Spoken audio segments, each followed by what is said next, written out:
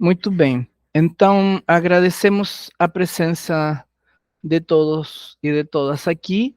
Hoje estamos nos encontrando para realizar mais uma atividade do projeto Laboratórios Socionaturais Vivos como instrumento de melhorias pedagógicas na educação escolar indígena.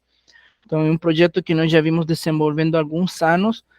Estamos em uma fase que começou em 2023 e avança para esse ano de 2024, voltado para a formação de professores, formação de estudantes indígenas. Temos um foco inicial em 6 comunidades indígenas aqui do estado de Roraima, no município do Iramutã, as comunidades Pedra Preta, Uiramutã, Vilimão e Camararém, no município de São João da Baliza, comunidade Anauai, no município de Caroebe, Jatapuzinho, né? As primeiras pertencem aos povos Macuxi, Ingaricó, Patamona, e as últimas duas ao povo Wai-Wai. Então, nós vimos desenvolvendo essa atividade e estamos fazendo uma pesquisa sobre, com base no método indutivo intercultural, estudamos o calendário socionatural das comunidades e depois, a partir das atividades sociais, vamos fazer um exercício de explicitação do conhecimento indígena e de planejamento de propostas pedagógicas, o que nos leva à construção de propostas curriculares para a construção dos projetos pedagógicos das escolas indígenas. Então, estamos nesse processo, estamos realizando oficinas nas comunidades, e esse encontro de hoje vem nos apoiar nesse processo. Nós contatamos a Suete Lívia Alves Borges. Muito obrigado por estar conosco. Suete, ela é doutora em Letras e Linguística pelo Programa de Pós-Graduação em Letras e Linguística da Universidade Federal de Goiás. Ela tem uma longa trajetória nesse campo das letras e da linguística. Ela fez mestrado também em Letras e Linguística, voltada para o letramento, gênero e raça, na reconstrução de identidades de mulheres negras, em 2007.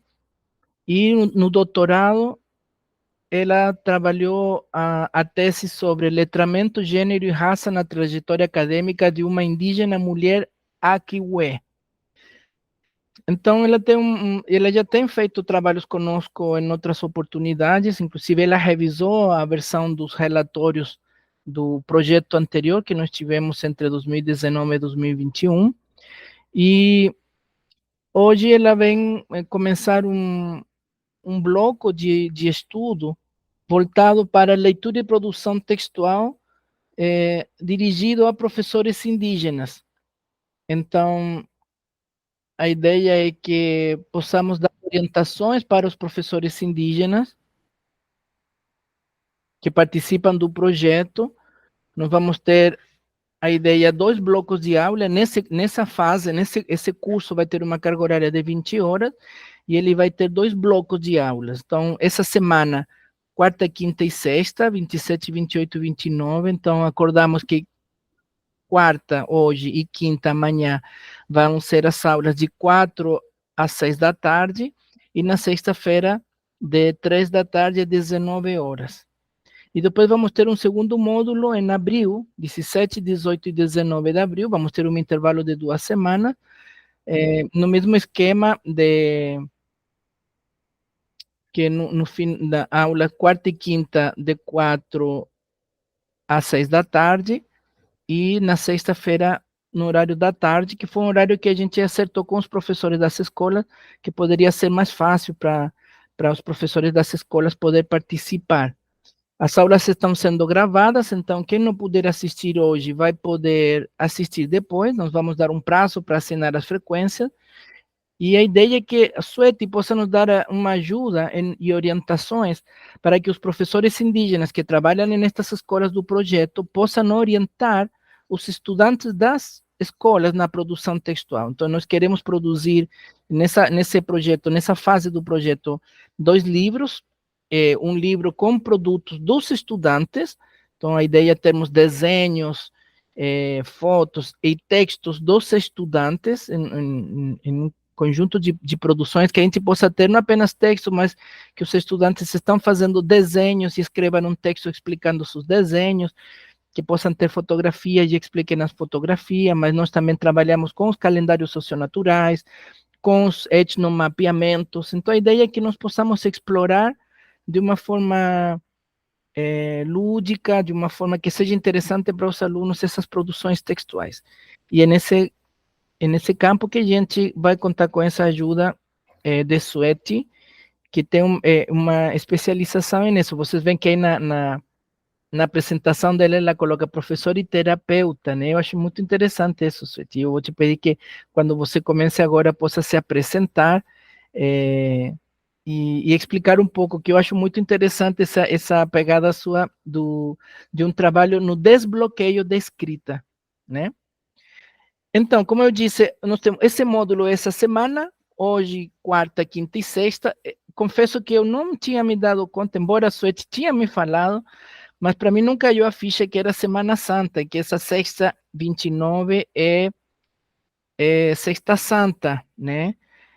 Nós tínhamos um horário inicial para sexta, inclusive fizemos um ajuste por conta da Suete, que ela tinha outros, já um compromisso familiar, e eu não me dei conta, e marcamos de 15 a 19 horas nesta sexta, mas no final do encontro vamos conversar, porque a gente pode mudar o dia se for preciso, e a gente pode conversar entre todos os que estão aqui participando para fazer esse ajuste. E eu peço desculpa que eu não me atentei, que era a Semana Santa, e enfim.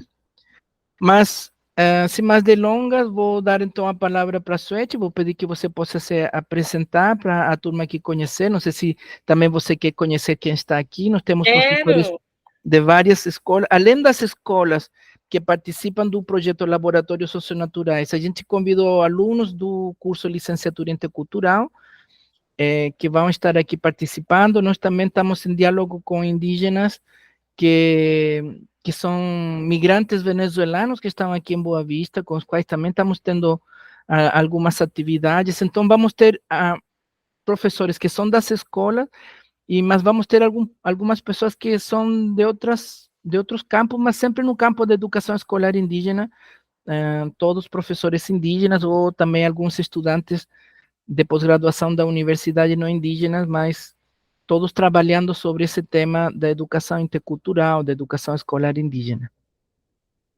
Certo, Suete? Certo. Então, eu deixo você com a palavra, e quando você precisar mudar o slide, nos avise. Monique está aqui nos acompanhando, ela está no controle dos slides, e eu desejo um bom encontro para todos nós. Muito obrigado por participar assim à distância, né? A gente queria que pudesse ser presencial, mas vamos tentar explorar essa ferramenta que nos ajuda enquanto a gente não conseguir ter você por aqui. Tá certo. Boa tarde. Eu quero primeiramente agradecer, Maxim, pelo convite, pela confiança em meu trabalho, dizer que eu estou muito feliz, eu amo trabalhar com indígenas. Tenho uma experiência, né, trabalhando na licenciatura intercultural indígena daqui da Universidade Federal de Goiás. Trabalhei com vários povos, Chavante, Guajajara, Tapirapé, Carajá, enfim, os povos, né, do Xingu, vários povos, e indo para a aldeia, trabalhei mais próximo mesmo do povo xerente, o povo aquenha, do estado do Tocantins.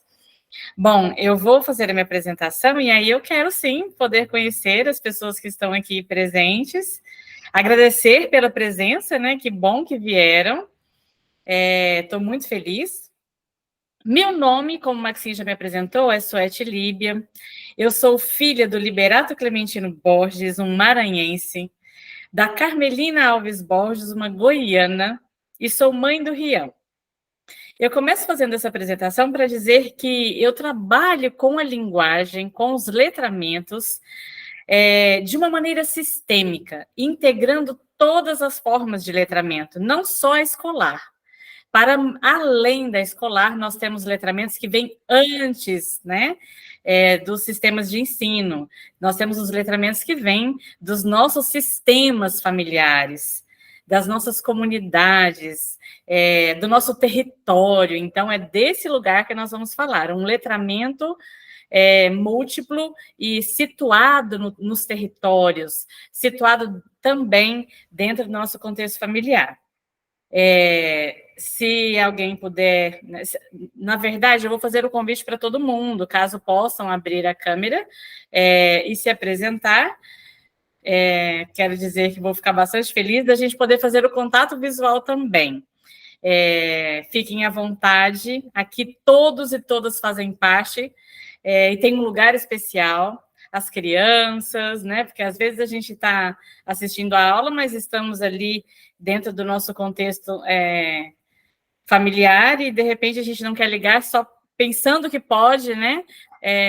Atrapalhar, mas não atrapalha, pelo contrário. Tudo isso compõe os letramentos que nós vamos trabalhar aqui hoje. Então, que vocês possam se apresentar à sua maneira. Que fiquem à vontade para abrir o microfone. Eu estou acompanhando aqui no chat. Muito bem, gente. Vamos nos apresentar. Boa tarde. Boa tarde, Josévaldo. Seja bem-vindo. Josévaldo Macuxi. Eu estou aqui na comunidade indígena Vilimon, na terra indígena Raposa Serra do Sol, município do Iramutã, no estado de Roraima. Licença para entrar na sua aldeia. Seja bem-vinda. Na sua casa. Eu sou professor aqui na comunidade de língua portuguesa. Uau! Né, e também formado aí pela Universidade Federal de Roraima, pelo Instituto Esquirã. E é com grande satisfação que nós estamos participando aqui do projeto Laboratórios Socionaturais Vivo, e que tem sido assim uma ferramenta potente aqui na prática pedagógica. Nós estamos otimistas com isso. Eu acredito que a sua colaboração venha só somar para que possamos, de fato, consolidar esse projeto. Muito obrigado. Maravilha! Obrigada, seja bem-vindo. E esse projeto socionatural, né, o calendário, ele vai contribuir, inclusive, para a gente trabalhar a linguagem. Excelente. Certo, essa é a nossa expectativa. Isso, que alegria, muito bom. Mais alguém?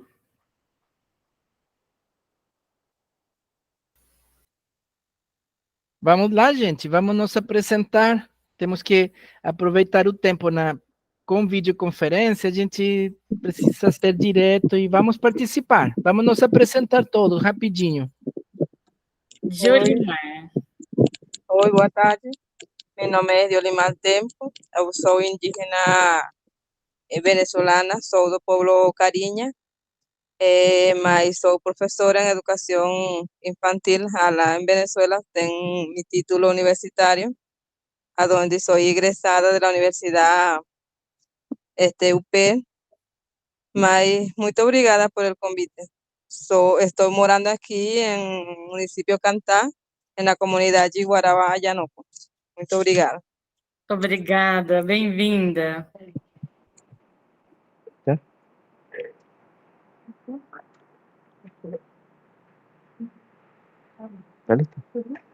Muy buenas tardes. Mi nombre es Alberto Conejero, del pueblo de Iñapá. Estoy morando aquí en el abrigo Jardín Floresta. Mi trabajo siempre ha sido de profesor allá en mi tierra de Venezuela. Aquí, pues, en Jardín Floresta estoy haciendo un proyecto de mi propia iniciativa con los niños en Iñapá.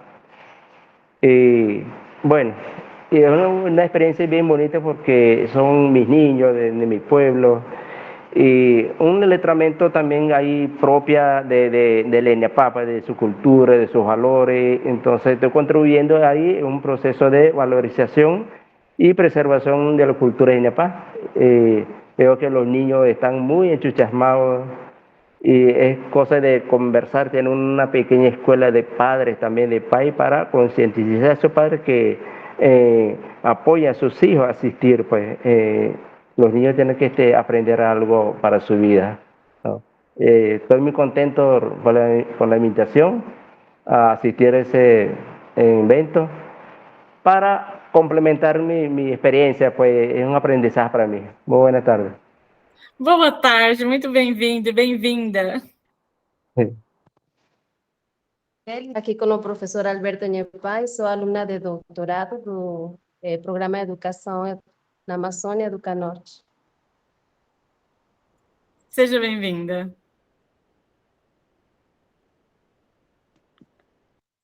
Boa tarde.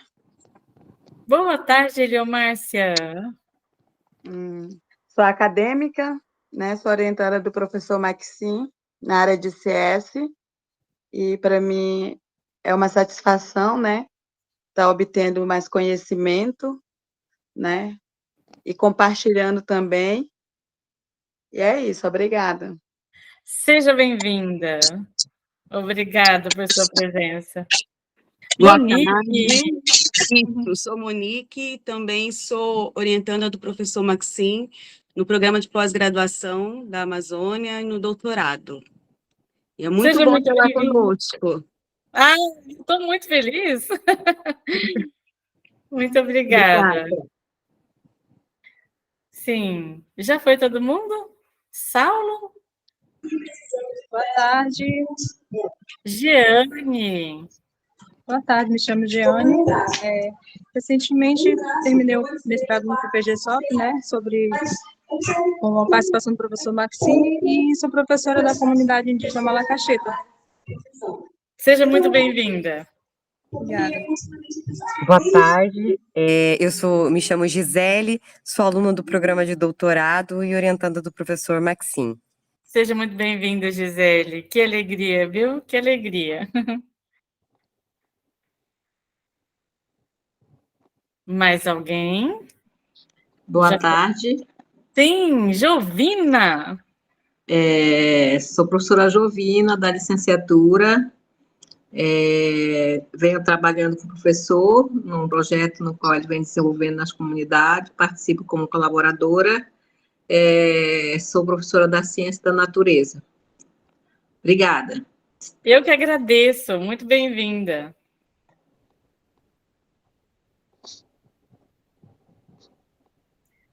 Mais alguém?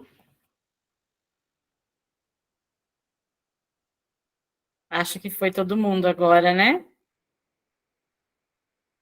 Acho que está faltando o Saulo. O Saulo está por aí?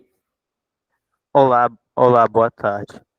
Me chamo Saulo Miguel, sou do ensino fundamental de Boa Vista, Roraima, estudo na Escola Oswaldo Cruz. Seja muito bem-vindo. Obrigado. Bem, então, eu vou dar início e reforço aqui, eu peço licença para entrar na casa de vocês, na aldeia, na comunidade de vocês. Maxim adiantou, eu fiz a revisão dos relatórios, então eu conheço um pouquinho das comunidades através dos textos que vocês escreveram, então é uma alegria poder trabalhar com vocês os letramentos e contribuir para colocar essa linguagem para fluir. Então, vejam, é muito importante que vocês participem, porque as oficinas, quando eu trabalho em oficina, a ideia é que seja prática, que tenha interação, para que, de fato, eu consiga contribuir com o que vocês precisam. Então, se vocês participam, vocês vão dizer para mim o que é importante a gente trabalhar nas oficinas. Se vocês não participam, eu vou ensinar aquilo que eu acho que é importante e, às vezes, nem sempre vai fazer sentido para vocês.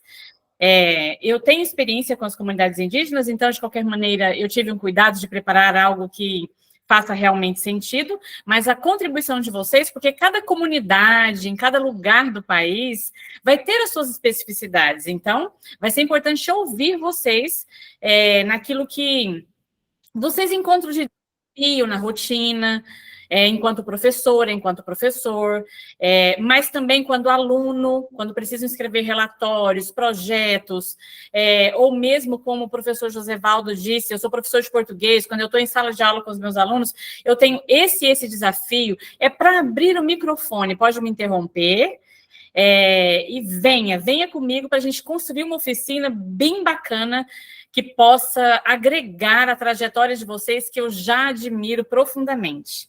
Quero dizer que eu honro cada professora e cada professor, todos e todas aqui presentes. Eu vou começar, então, como o Maxim sugeriu, né? Falando um pouquinho por que professora terapeuta. Eu trabalho hoje com letramento sistêmico, como eu disse. Então, quando a gente vai pensar nas práticas de letramentos, seja a manifestação oral, desenho, imagem, escrita, né? Quando a gente vai pensar nesses letramentos, eles são letramentos que estão situados culturalmente, né? Tem as diferenças culturais, tem as relações de poder que atravessam esses letramentos. Nós temos também, como eu disse, ele situado em vários sistemas, seja o sistema da escola, seja o sistema familiar, seja aquele letramento ancestral, milenar. E aí eu venho trabalhando já há alguns anos. Pode passar o slide. Aqui pode passar também esse, era só uma colhida. Eu começo a trabalhar letramento e me tornei especialista nisso com essa grande mulher. Ela é a Sônia Cleide, é uma grande representante do movimento feminista negro aqui no estado de Goiás, e eu escrevo a história de vida dela e trago o quanto que a discriminação racial, o quanto que o racismo vai impactar no desenvolvimento dela. E aí, eu começo a perceber que não é só trabalhar a língua no sentido de entregar regrinhas de português, gramática, porque se fosse assim, a gente estava todo mundo craque, né? Porque é a vida inteirinha aprendendo regras de gramática, é a vida inteirinha na escola, estudando a língua, né? Normas, regras, o funcionamento dela. Então, na verdade, isso não é suficiente para a gente poder aprender a escrever. E aí eu comecei a ver que quando eu trabalho autoestima, autoconfiança, eu consigo contribuir mais com as pessoas. Então, com a Sônia, com um grupo de mulheres negras que eu trabalhei, eu pude desenvolver metodologias específicas para movimentar essa escrita, uma escrita que muitas vezes vinha bloqueada. Por exemplo, nesse grupo de mulheres negras, nós tínhamos mulheres que tinham experiências bem difíceis em sala de aula. A professora, na hora de corrigir uma redação, olhar para a redação e falar: isso aqui está um lixo, joga isso fora. E aí, então, o que vai acontecendo com a gente? A gente vai murchando, a gente vai ficando com aquele complexo de inferioridade, né? A gente começa a acreditar que a gente não consegue, que a gente não é capaz, porque o sistema está o tempo todo falando isso para a gente, né? Então, com a Sônia, eu fui percebendo que era preciso trabalhar o emocional também. E aí, essas mulheres, elas chegam machucadas, chegam com bloqueios, chegam com traumas, e a gente vai trabalhando isso na oficina e trabalhando práticas de letramento que faziam sentido para elas. Então, ela como eu disse, ela é do movimento, do grupo de mulheres negras Malunga, então ela precisava aprender o quê? Ata, relatório, projeto, para captar recurso para a ONG. Então, esse era o letramento que interessava para esse grupo. E eu posso dizer para vocês, depois de fazer as oficinas práticas, resgatando todo esse empoderamento, resgatando a força ancestral dessas mulheres, elas colocaram a escrita em movimento, desbloquearam, algumas foram até para a faculdade. Pode passar. Então, começa assim. E aí, letramento aqui não é o mesmo que alfabetização, isso é um equívoco a gente pensar. A alfabetização, ela está ligada, e aí o professor José Valdo vai me ajudar, que ele é professor de português. Então, a alfabetização é a aquisição de código mesmo, código no sentido estrito de língua, de sistema, a gente aprender, né, a escrever. Letramento é para além disso. Nem sempre as pessoas letradas são alfabetizadas. Quando a gente pensa nos nossos anciãos, anciã, nem sempre tiveram a oportunidade, como nós temos, de ter ido à escola, de ter sido alfabetizada, mas são de letramentos milenares incomparáveis. Vocês concordam comigo? Quem está aqui comigo? Concorda comigo? Concordo plenamente. Não é, Josevaldo? Então, os nossos anciãos não foram para a escola necessariamente, nem todos, né? Mas tem o letramento de mundo, o letramento da sabedoria, desse conhecimento milenar que vai vindo de geração, né? De geração para geração, vai passando, né? E chegando até nós. Então, é um erro a gente dizer que os nossos anciãos são iletrados.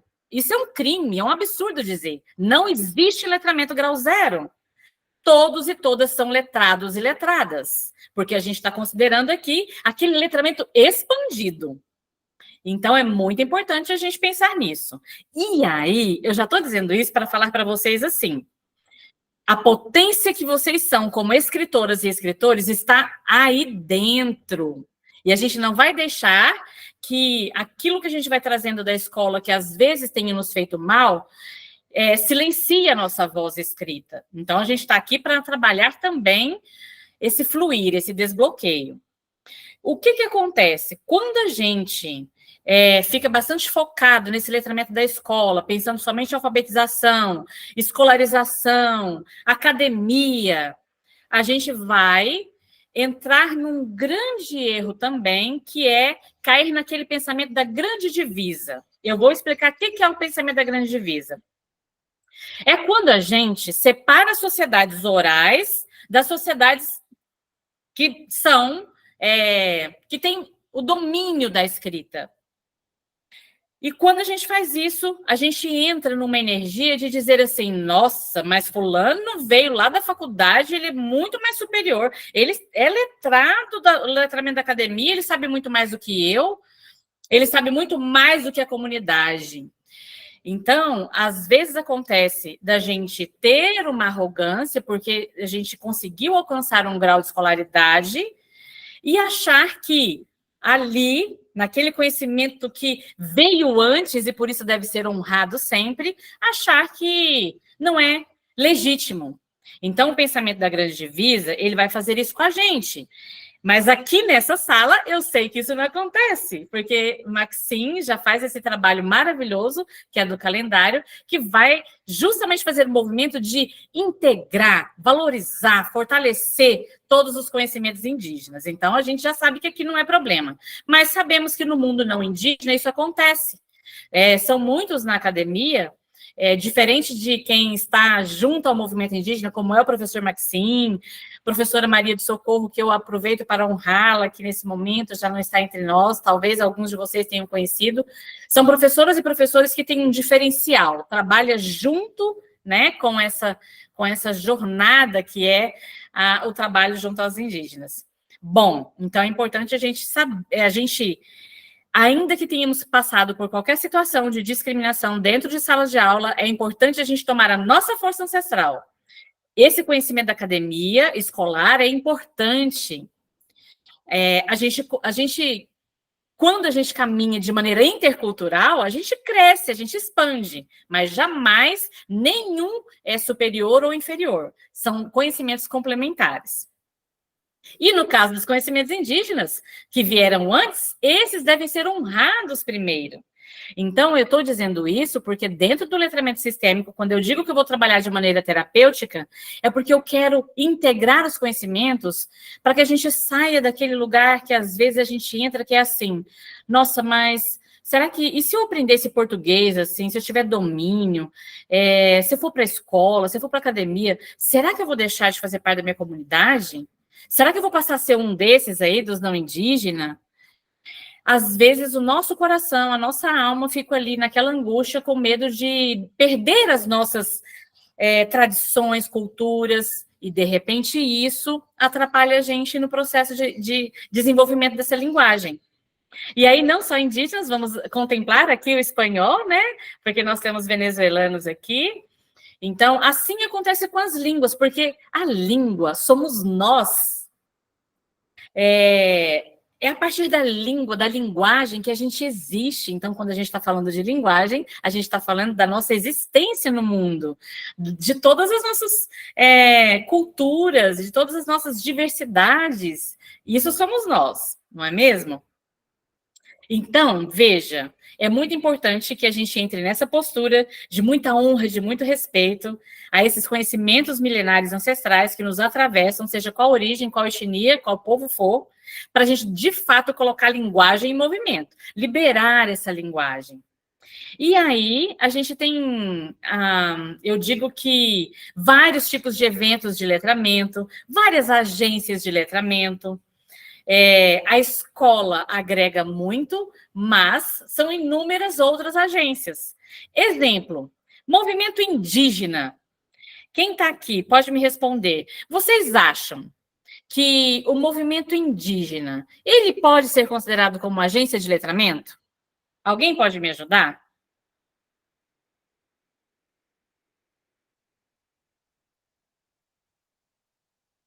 Quem quer me ajudar?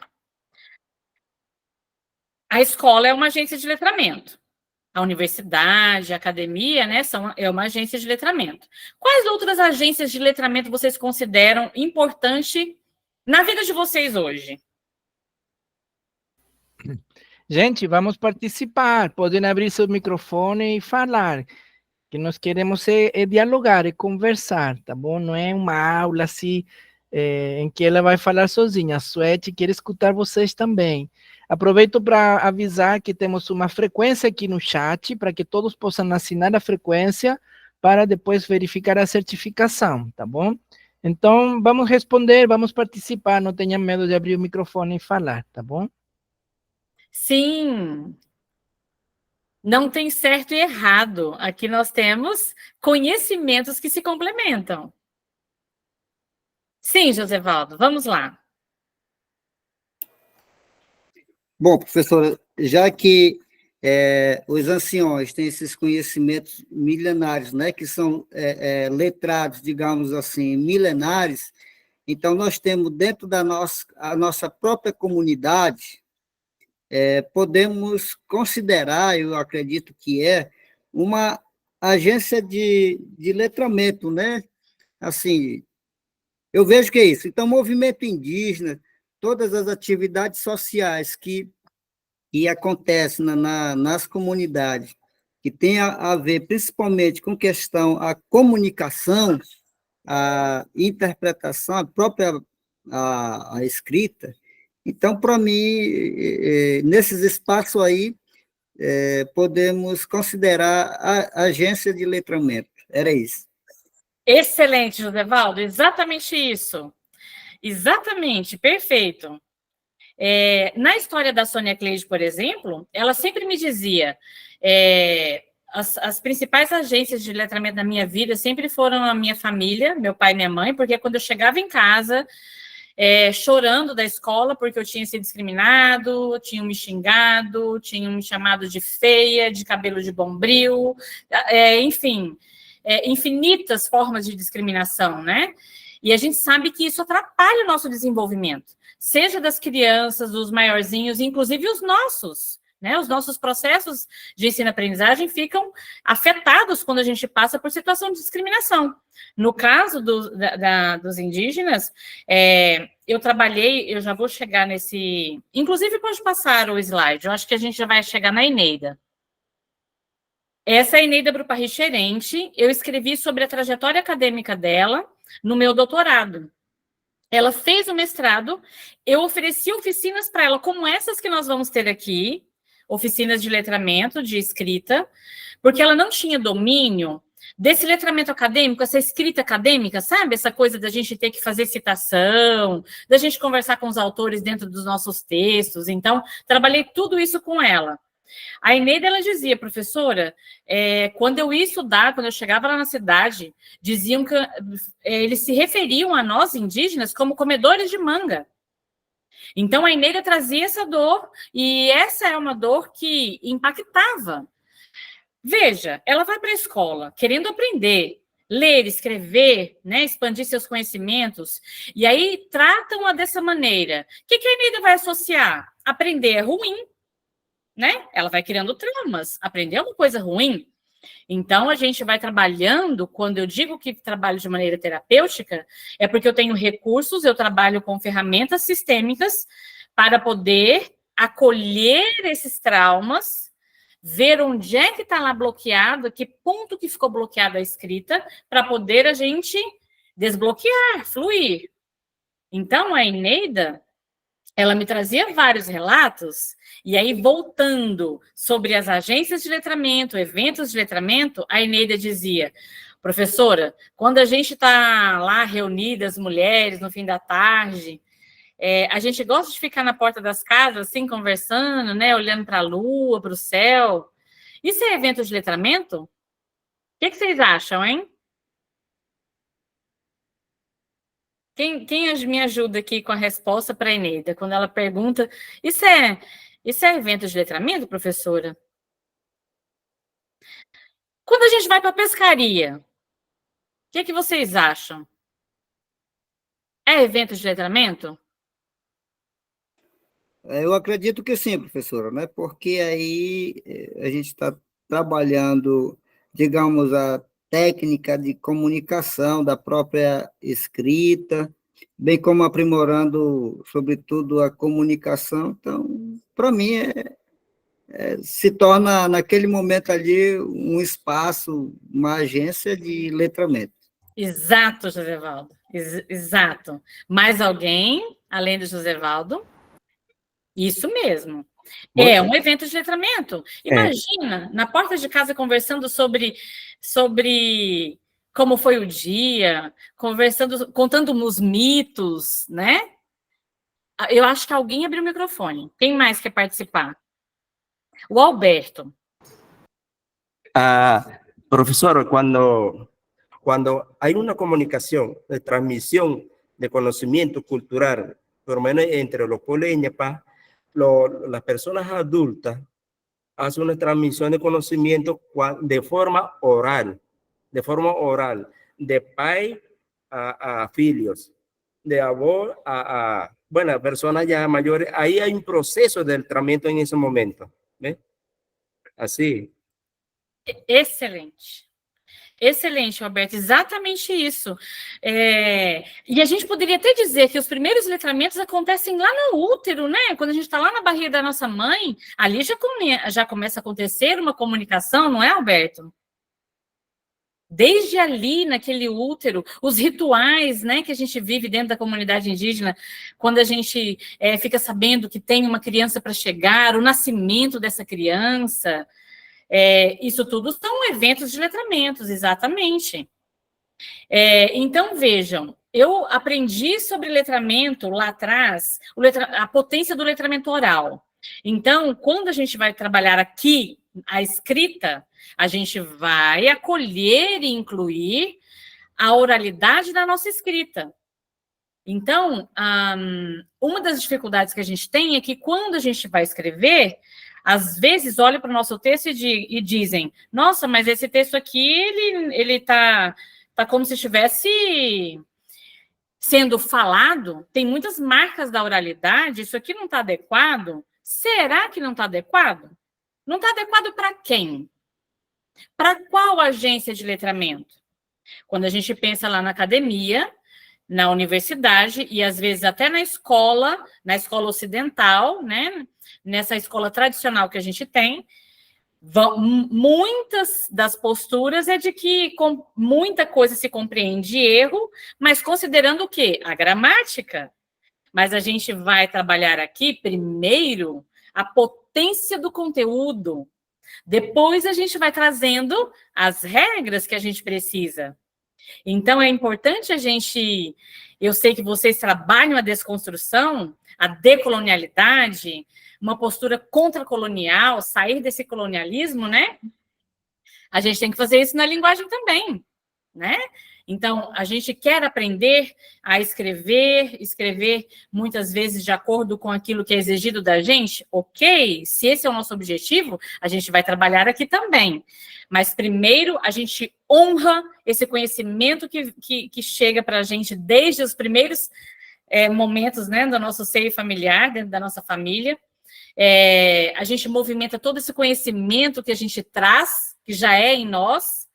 O conteúdo, ele é que importa, para depois ir agregando ali as regras. E aí eu vou querer ouvir vocês, o que vocês querem aprender. Isso vai ser muito importante para mim, para eu trabalhar justamente ajudando vocês nos desafios que vocês enfrentam. Mas então, com a Sônia, eu aprendo o letramento oral, a potência dele. Com a Eneida diz assim, professora, quando eu estou lá na aldeia, tem alguns pássaros, sabe, que cantam, que a gente já logo sabe que é notícia ruim. Aí na aldeia de vocês, é assim também?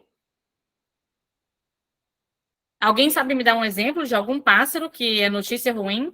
Algum canto que é notícia ruim? Tem sim, professora. Sim.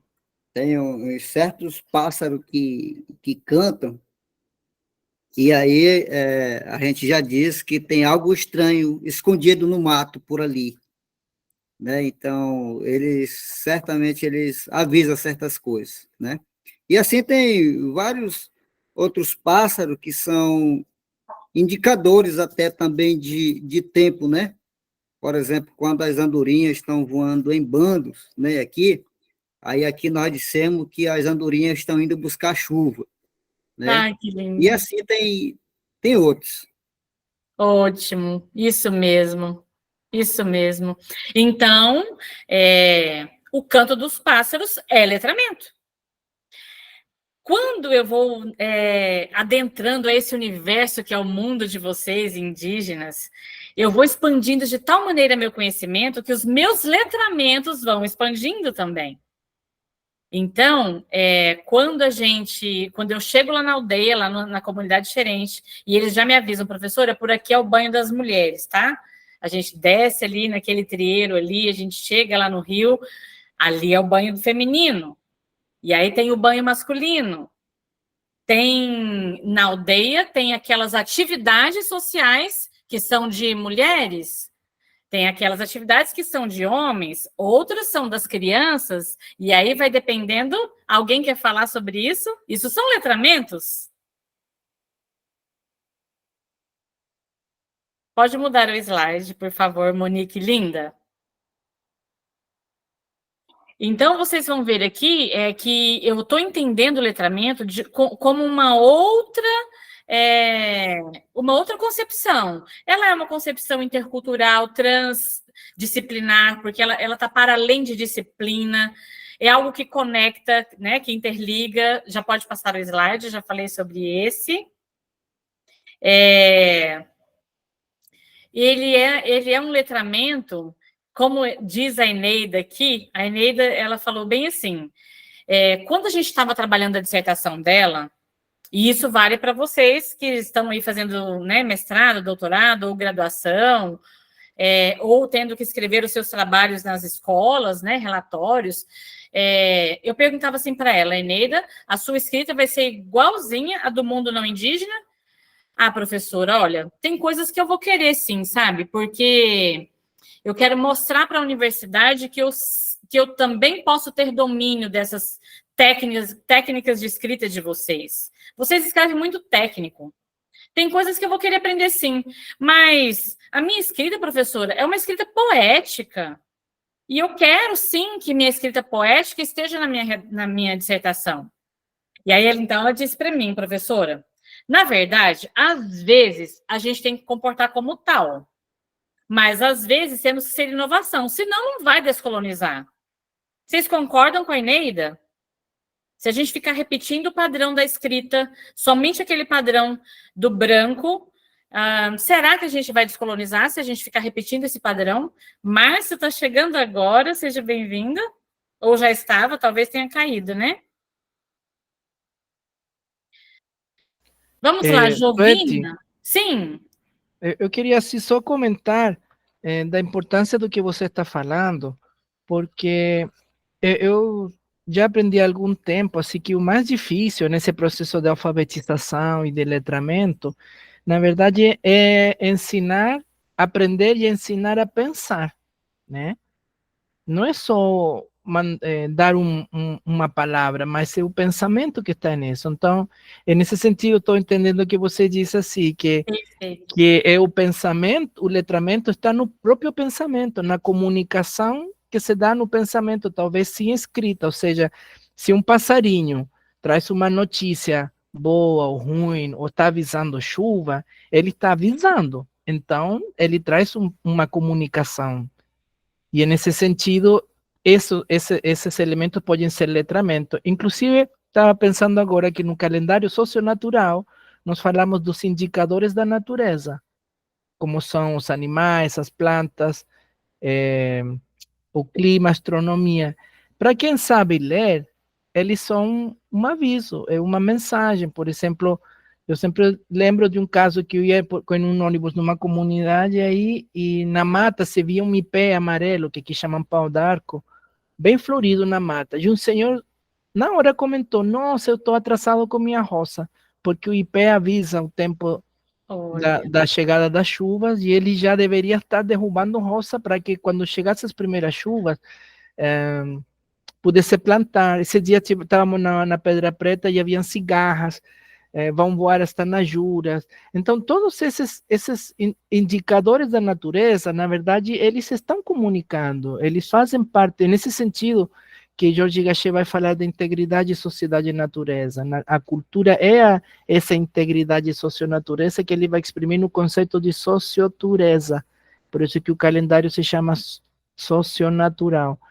Então, eu fiquei pensando que é interessante, porque vamos ampliando mais ainda o que é letramento. Eu sempre entendi o letramento como um domínio mais aprofundado da leitura e de escrita, uma apropriação desse processo, mas da forma que você coloca, a comunicação com a natureza, com os animais, a simples participação em um movimento já é o letramento, a participação, a aprendizagem da gente no movimento, ou em uma reunião, em um debate, nesses conflitos territoriais ou educacionais, essa participação já está alimentando o nosso pensamento, então já é letramento. É nesse sentido que você está falando? Exatamente. Excelente, Maxine. Muito obrigada por sua participação. Exatamente. Então, nós, no Brasil, nós vamos ter uma linha, né, como toda a área do saber, né, vão ter controvérsias, mas a gente tem ali pensadoras e pensadores que vão entender o letramento no sentido estrito de pessoas letradas. Lembra do pensamento da grande divisa? Tem pessoas que vão ficar ali enaltecendo o ensino que vem somente das instituições, né, das escolas, da academia. Mas aqui eu não trabalho com essa concepção. Letramento, e isso não só eu, é uma dissertação e uma tese fundamentada em autoras renomadas no país, que vão compreender o letramento como usos e práticas sociais da escrita, sim, mas não necessariamente que a pessoa tenha sido alfabetizada. Todo mundo hoje tem o tal do WhatsApp. Quando eu estou lá assistindo um vídeo, mandando uma mensagem, isso é letramento.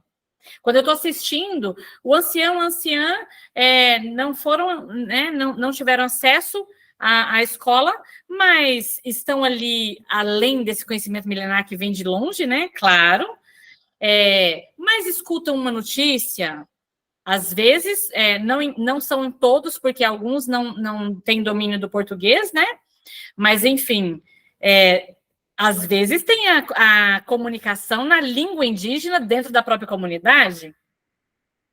Então, é exatamente isso, Maxine. Eu poderia dizer que esse pé de ipê florido, ele foi um grande professor nesse momento. É sobre isso, é expandir essa concepção de letramento, compreendendo sobre as diferentes manifestações da linguagem. É o que eu defendo na tese de doutorado, as diferentes manifestações das linguagens. E as linguagens são múltiplas, entre elas, essa da natureza. Afinal de contas, não há separatividade, não é? Não é assim que a gente pensa, não há separatividade. Esse é um pensamento da separatividade, é um pensamento ocidental. Então, é sobre isso. A Reneida, ela vai dizer que, olha só a concepção que ela vai construindo nesse processo, né? Ela vai dizer, professora, existem vários tipos de letramento, né? É um letramento sem fim, sabe? Aquele letramento que te ensina, que te levanta, que te faz você falar, sabe? Olha só o que acontece com a Eneida, ela vai se empoderando nesse processo de mestrado, e aí ela abre o microfone, ela participa, ela coloca o ponto de vista, ela discorda quando é preciso. Então, quando a gente toma força nossa, ancestral, a gente se posiciona em diferentes espaços e lugares, porque nós compreendemos que são inúmeras as agências de letramento e os eventos de letramento também. Pode passar para o próximo. E aí a gente vai... eu quero que esse espaço das oficinas nossas sejam práticas também, que a gente possa escrever, trazer esses textos para cá, para que a gente movimente tudo aquilo que vocês acham importante para vocês no momento que vocês estão vivendo agora. Então, vejam, letramento, como a Eneida falou, ele é sem fim. Então, eu entendo processo. Enquanto eu estiver aqui, eu estou expandindo o meu... Hoje, esse encontro com vocês é uma oportunidade de eu expandir ainda mais os meus letramentos. Eu também aprendo quando estou com vocês. Então, ele é processual, ele é inacabado, ele não é acabado, não tem fim. Ele está o tempo todo num processo de transformação, de desenvolvimento. O que é bastante importante para a gente poder destravar a escrita? O que é muito comum quando eu estou com os meus alunos indígenas? O que eles vão dizer para mim? Professora, eu sei falar, mas quando é para escrever, professora? Trava, não sai. E aí, o que a gente vai fazer? Exercitar isso. De que maneira? Pensar a escrita como um movimento contínuo, como está nesse slide. Pensar a oralidade e a escrita num processo ininterrupto, sem interrupção, quando não se interrompe. O que significa dizer isso? Quando a gente escreve, vê lá no nosso texto a oralidade, a gente não vai criticar, julgar, corrigir no sentido de dizer esse texto é menor. Não, ele não é menor. Ele vai trazer as marcas da oralidade, porque ele é um texto que se movimenta. Ele nasce na oralidade, a escrita só vem depois, é uma técnica, né? É uma tecnologia. Então, a gente respeita esse texto que tem marca de oralidade. E a gente vai perguntar, bom, para onde eu estou escrevendo? Eu vou escrever lá para a cidade, lá para Boa Vista, a gente precisa escrever aqui um ofício e para fazer aquelas exigências ou a cobrança daquilo que não foi cumprido. Tá, então, eu vou aqui, então, fazer uma revisão para que essa linguagem fique adequada a esse lugar, né? A essa instância. Mas a gente pode também desconstruir o pensamento. Será? Será que essa instância ela também não tem que incluir a minha maneira de escrever? Vou deixar a reflexão aqui para vocês. Então, a ideia nas oficinas de letramento é a gente atender aquilo que vocês acham importante. Não é sobre o que eu acho importante, é sobre o que vocês acham importante. Não sei se vocês já ouviram falar da Conceição Evaristo, é uma grande escritora negra, uma grande intelectual, ela trabalha com o conceito de escrevivência, e tem um momento do texto dela que ela vai dizer assim, que escrever é um ato de insurgência. Escrever é um ato de resistência. Então, a gente tem que se perguntar o tempo inteiro. Eu estou resistindo? Ou eu estou sendo colonizado? A gente tem que se perguntar sempre, né? Mas o importante é que a gente pense, eu quero desenvolver a escrita sim, professor, eu quero aprender o português, porque aprender português é poder. A gente pode pensar dessa maneira. A língua portuguesa ela pode funcionar como uma arma para lutar contra o inimigo. Eu sempre ouvi isso dos meus alunos indígenas, alunos e alunas indígenas. Então, aqui é que a gente vai construir o que vocês querem. Vocês vão me ajudar a construir o que vocês querem para eu poder entregar. E o que é bonito no letramento indígena, na escrita indígena? Quando eu li o relatório de vocês, eu sentia, tinha momentos que eu chegava a sentir o cheiro das frutas, Quando vocês iam descrevendo que determinado mês tem determinada fruta, a caminhada na mata para a colheita, eu chegava a poder sentir. O letramento indígena, ele é sinestésico, portanto. Por quê? Por que sinestésico? Porque vai para além da escrita. No letramento indígena, tem lugar para o sentir, tem lugar para ver. Eu ouço vocês falarem o tempo inteiro, professora, a criança aprende observando. As pequenininhas, né, acompanham a mãe, acompanham o pai e fica ali observando. O letramento está acontecendo na visão, eu estou vendo, estou observando, estou escutando e estou fazendo, agindo, colocando em prática o que eu aprendi. Então, gente, não tem letramento mais lindo do que esse, né?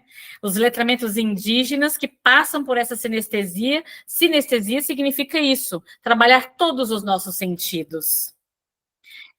E aí a Eneida falava assim para mim, sabe, professora, tem hora que não dá para a gente colocar no texto escrito aquilo que a gente traz na oralidade, porque quando a gente está falando, olha o Márcio aqui falando para mim, imagine você num formigueiro pegando tanajuras.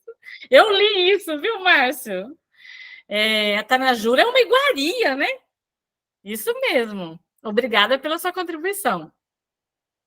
Então, quando a gente expande o letramento, ele vai ficando colorido, ele vai ficando incluindo, né? Incluindo toda a diversidade e todos os conhecimentos fazem parte. Bom, e a gente não pode deixar de discutir que os letramentos, eles são situados. Então, tem relações, né? Assim como vocês olharam ali para o calendário socionatural, pensar as atividades sociais, vocês falaram sobre isso, né? O impacto das relações sociais, o impacto das relações culturais e as relações de poder. Então, no letramento, quando a gente trabalha oficinas de letramento, leitura, escrita, desenho, a manifestação corporal, o nosso corpo, ele fala. Imagina vocês fazendo a apresentação de vocês, dança, enfim, isso é letramento. Quando eu penso letramento situado, eu também tenho que ter aquela malícia de compreender que, quando eu tenho o domínio dele, eu posso alcançar lugares ou não. Se a gente pensa no movimento indígena, é importante que tenha domínio de determinados letramentos para que a gente possa, de fato, reivindicar, exigir, cobrar, buscar, né, os nossos direitos. Pode passar o slide, Monique, meu amor. E aí, qual que é o grande diferencial? Eu estou apresentando para vocês aqui o resultado da minha tese, mas eu trabalho com isso hoje, eu atendo várias pessoas com essa postura. Então, o letramento sistêmico, ele está lá nas relações sistêmicas. Então, quando a gente pensa, vocês poderiam, inclusive, me ajudar. Olha lá para o calendário, né, o calendário socionatural. Quais são as relações sistêmicas que eu posso pensar quando eu olho para o calendário? Quando eu falo relações sistêmicas, vocês compreendem, não compreendem? São sistemas. Falem para mim, traz o conhecimento de vocês aí que eu quero aprender. Quais são as relações ali que acontecem dentro do calendário?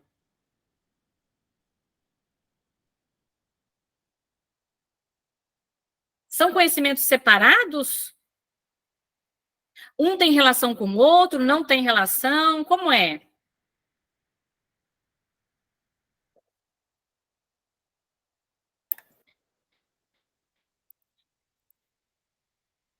Sim, Josivaldo. O calendário para nós, né, depois que foi feito, por exemplo, nós temos aí a escrita, né, do calendário, e tem os gráficos, né, os desenhos.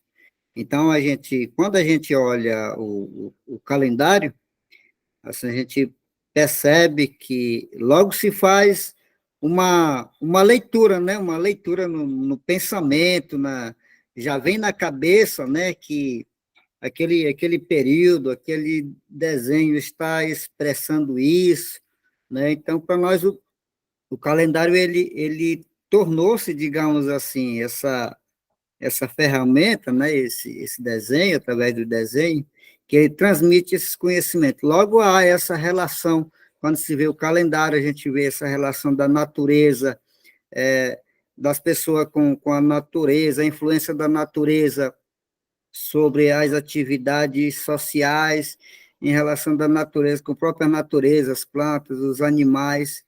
Então, mas também a gente, porque é uma proposta, digamos, nova, né, aqui no Estado, e tem pessoas que vê o calendário e, assim, se passa como que não conseguiu entender, não conseguiu compreender aquela leitura do calendário. Mas quando nós que estamos nesse projeto, e quando a gente vê um calendário, logo a gente procura compreender, relacionar as coisas que estão naquele calendário. Então, a gente vê aqui nesse sentido, né? E aí a gente percebe a diferença entre os calendários, né? Que se tem. O calendário daqui do Vilimão é diferente dos calendários dos companheiros, né? Do Lavrado, né? Dos outros povos, e assim vai. Então, a gente vê que, por exemplo, não é simplesmente um desenho, né, que está ali no calendário, ele tem toda uma explicação, tem muitas informações e traz vários conhecimentos. Então, é nesse sentido que a gente vê o calendário. Perfeito, excelente, muito obrigada pela sua contribuição. Eu vou aproveitar a sua fala para dizer, os calendários são diferentes a depender da comunidade, né? Agora, imaginem, os letramentos têm que ser iguais? A escrita tem que ser igual? Não, porque se eu estou trabalhando com singularidade, especificidades de cada povo, né, de cada cultura, de cada sociedade, vai ter as diferenças, correto? A escrita também. A minha escrita, a escrita da Suete, ela é atravessada pelas minhas identidades. Eu sou uma mulher negra indígena. Eu tenho na minha ancestralidade negros indígena. Então, por que a escola ela insiste em querer colocar a escrita da gente tudo igualzinha? A gente vai falar sobre isso. Nós temos as nossas marcas autorais.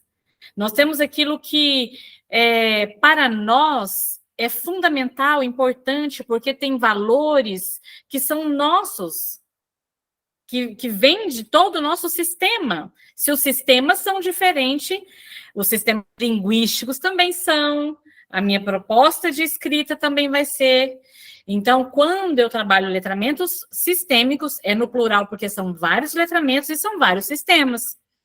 A gente vai pensar na diversidade cultural, na diversidade socioeconômica, na questão do gênero, né? Homem, mulher, não só, né? Porque hoje a gente tem trans, a gente tem travesti, a gente tem a comunidade LGBTQIA+, a gente tem as diferenças de raça, sexualidade, e também o sistema bem nosso mesmo, que é o sistema familiar. Pode passar o slide. Então, esse conhecimento, eu vejo ele bastante conectado, isso trabalhando com a Eneida, bastante conectado com as leis sistêmicas que Bert Hellinger apresentou quando ele trabalhou as constelações familiares, e aí a gente vai lá nas constelações beber dessa fonte para trabalhar letramento sistêmico, que foi o que eu apresentei aqui para vocês. Mas são 3 leis que organizam as relações humanas.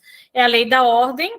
A ordem, eu diria que as experiências, assim, as mais significativas que eu já vivi foi dentro da aldeia, nessa relação com o ancião, com a anciã. Essa relação da ordem é sobre isso. É aquele respeito que se tem, né? Eles vieram antes, eles têm precedência. Então, a gente respeita quem vem antes. O pertencimento é uma lei que vai dizer que todos e todas têm direito a pertencer àquele sistema familiar, àquela comunidade, e aí os sistemas vão crescendo, né? Comunidade, povo, e assim vai. Todos e todas. Quando alguém fica excluído, algo acontece nesse sistema que entra em desequilíbrio. E quando a gente vai falar da lei do equilíbrio, eu gosto de usar o que eu aprendi na aldeia com os xerentes, quando eles vão... nossa, me fugiu a palavra agora, não deveria, mas eu vou explicar. Quando eles chegavam no ancião para poder pedir, para fazer uma pesquisa, né, com eles, eles tinham que dar algo em troca. Nossa, gente, a professora aqui, acho que está ficando velhinha. Fugiu a palavra aqui agora. Essa troca, a gente vai trabalhar dentro dessas leis sistêmicas que a gente está dizendo, que é o equilíbrio entre o dar e receber. Os anciãos e as anciãs, eles entregam muito conhecimento e, em troca, o aluno traz um presente. Então, isso é equilíbrio, um dos exemplos de equilíbrio. Pode passar o slide, e aí eu acho que... pode encerrar. Aqui eu estou falando sobre mim, essa é a minha maneira de atuar no mundo hoje. Eu trabalho com os letramentos sistêmicos, atendendo as pessoas para o desbloqueio das linguagens, oral, escrita.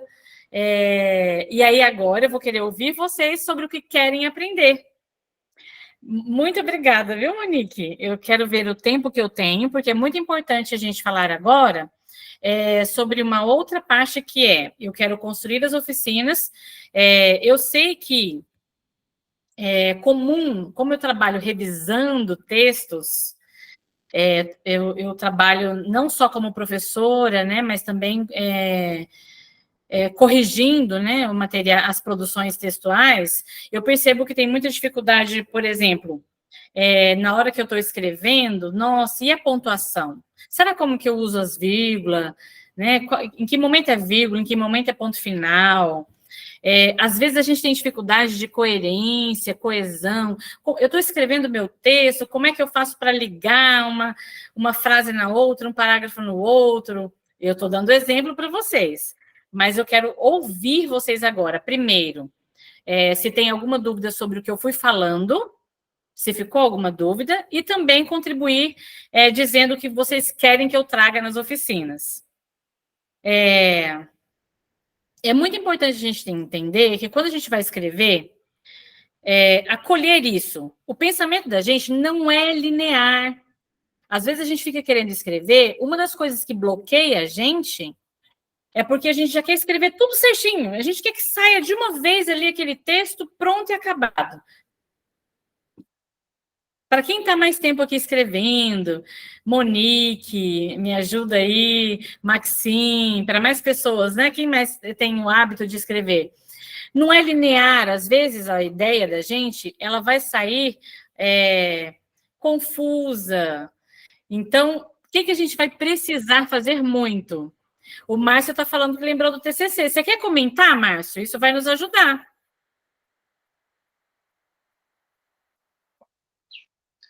Olá, boa tarde. Oi, Márcio, boa tarde.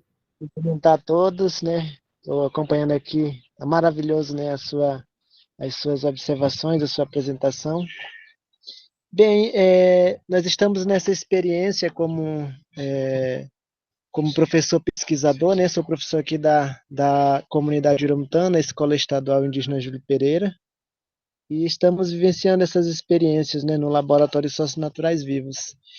E muito bem, né, aprendendo também nesse momento, né, com o que é mesmo ser letrado, né, o processo de letramento, né. É bem interessante porque nós temos uma visão meio que assim, letrar, escrever, né, ler e escrever, né, seria basicamente um conceito geral mais limitado, certo? Mas assim, com essa experiência de hoje, nós trabalhamos aí as atividades sociais, inclusive tivemos recentemente aqui uma oficina pedagógica, onde nós fizemos uma atividade que foi trabalhado com os alunos aqui sobre quebrar castanha, né? Castanha de caju. E nesse processo nós tivemos aí experiência muito boa, né? Na questão do quebrado, do selecionar mesmo. E é interessante, né? E quando você traz isso, né, de uma forma bem clara para falar do processo do letramento, que não é apenas ler e escrever, mas sim toda forma de conhecimento que está acerca, né, de uma atividade, né? Nós aqui chamamos de atividade social. É maravilhoso, porque é aí que nós entendemos, por exemplo, o processo, né, de aprendizagem de uma criança, né, que também começa, na verdade, a partir aí das curiosidades, né, inclusive dentro da própria família. E aí você pega, por exemplo, uma criança que já vem para a escola, ele já vem com uma bagagem de conhecimento, né, que aprendeu durante seus primeiros momentos de contato com a natureza, né, com a família mesmo. Então é fantástico, né, essa aprendizagem, né? Inclusive, quando se nós tratarmos, por exemplo, de uma, como eu posso dizer, de um esquema, por exemplo, tem um nome, como me falhou a memória, mas algo parecido com uma linhagem, né, no caso de desenvolvimento de um ser humano, por exemplo, desde a sua vivência de criança à fase adulta, né? Os Tem, por ciclos de exemplo, vida, né? tem tuxaus, por exemplo, que eles não sabem ler nem escrever, mas eles têm um conhecimento, né, até mesmo muito melhor do que, às vezes, né, uma pessoa que aprendeu a ler e escrever, né? Ela aprende a lidar com as situações pessoais, problemas, né, no dia a dia, e construiu, né, esse processo, né, de vida aí, tem, né, norteado da melhor forma possível, por exemplo, a organização social de uma comunidade. Então, o exemplo de um tuxau, por exemplo, eu vejo que é muito nesse sentido, né, questão de letramento. Né? Eles podem não saber ler e escrever, mas conhecimento eles têm, né? Muito bem organizado. Certo? Então, mas eu só fazendo esse comentário porque eu achei fantástico, né, essa fala, né, falando sobre letramento, e é algo realmente que vivenciamos, mas é um detalhe, né, ficava aí, como diz o professor Maxine, de forma oculta, né, entre linhas aí esses conhecimentos às vezes não aparecem, mas com essa expressão hoje nós podemos perceber sim que nós temos uma ferramenta muito importante, né, que é a comunicação oral. Certo, mas enfim, é isso, né? Só comentário mesmo para trazer aí essa experiência que está sendo ótima. Isso mesmo, Márcia, exatamente isso. Muito obrigada pela sua participação, e eu gostaria que você falasse sobre o TCC. Eu gostaria agora que a gente pudesse falar um pouquinho o que precisam aprender, né? Então, por exemplo, quando a gente está fazendo os nossos trabalhos, quando eu olho para o calendário social, eu vou descrevê-lo, eu posso descrever o que tem ali naquele calendário social. Quando eu termino uma atividade social, eu posso fazer, por exemplo, um relatório. O que vai ter nesse relatório? Eu vou descrever. Se escrever sobre determinada técnica de pescaria, eu vou descrever o que precisa, não é assim? Isso são letramentos que só vocês têm para poder nos ensinar. Mas, além disso, como você mesmo disse, né, usando as palavras do professor Maxime, tem conhecimento que está oculto. O que mais está ali oculto que eu posso construir um texto que vá para além somente da descrição? Como é que eu vou, isso a gente pode fazer aqui nas oficinas, como é que eu vou articular esses conhecimentos, construir o meu raciocínio, ir lá no ancião, perguntar mais informação para poder fundamentar o meu texto? O que é fundamentar o meu texto? Todo mundo sabe o que é fundamentar? Será que a gente fundamenta o texto da gente só com os autores e as autoras que a gente aprende na faculdade? Ou a gente fundamenta o nosso conhecimento com o ancião e a anciã? A gente pode trabalhar tudo isso aqui. Conta um pouquinho sobre o TCC, quem mais quiser falar, o professor José Valdo quiser falar sobre as dificuldades, né? Vai ser importante para mim, porque para eu poder ajudá-los naquilo que vocês precisam. Bom, aproveitando a oportunidade, eu acho que nesse momento aqui é uma oportunidade justamente de socializar, né, um pouco sobre o trabalho que foi construído, né, ao longo das atividades de estudo aí pela Universidade Federal, né? Eu me formei na área de Ciências Humanas, Ciências Sociais, né, que chama de CS, e o TCC, de modo específico, né, é um trabalho acadêmico, né, que tem de certa forma, uma regra a ser seguida, mas falando do contexto que foi escrito, o título do trabalho que falou sobre a atividade social jogar bola, né, e pegar tanajura, é direcionado aos estudantes do 6º ano, né, que hoje eles estão no ensino médio, né, estão terminando aqui o 3º ano do ensino médio. Quando nós colocamos essa proposta, inclusive, né, no período aí do curso, foi um desafio, porque estávamos iniciando exatamente o estudo do método indutivo intercultural, né, apesar que o professor Maxim já vinha trabalhando, né, anteriormente, e o desafio do calendário, o desafio, né, da proposta pedagógica, o desafio dessas atividades sociais, né, que são as principais atividades sociais da comunidade, e ao analisar, né, uma das atividades que as crianças mais gostavam, no caso, e ainda praticam, né, com intensidade, é o futebol, né, e pegar tanajura, realmente, né, assim, vendo, né, desse lado da interação das crianças. Levando para lá do TCC para escrever isso, professor, assim, né, professor, é um pouco dificultoso, né? O hábito de escrever talvez tenha até influência nisso, mas o desafio é justamente organizar esse campo de ideias. Por exemplo, descrever, né, como é que é o processo de pegar tanajura, escrever os ciclos, né, da revoada da tanajura, a sua biologia em si. Quando vai para falar, né, a gente tem facilidade para contar, falar assim, algo, né, de forma bem mais rápida, né, que eu digo. Mas na escrita não, aí tem que caprichar, como você bem falou aí anteriormente, às vezes a gente quer deixar perfeito, mas depois aprendi que realmente não é mesmo nesse sentido, né? Mas sim, a gente tem que passar a informação como elas são na vida real, né, no sentido real. E no caso aí o desafio, né, de organizar o texto, fazer aí a introdução, o desenvolvimento. E o que se tornou mais fácil para nós aí no momento, né? Foi justamente a sua representação dentro do calendário socionatural.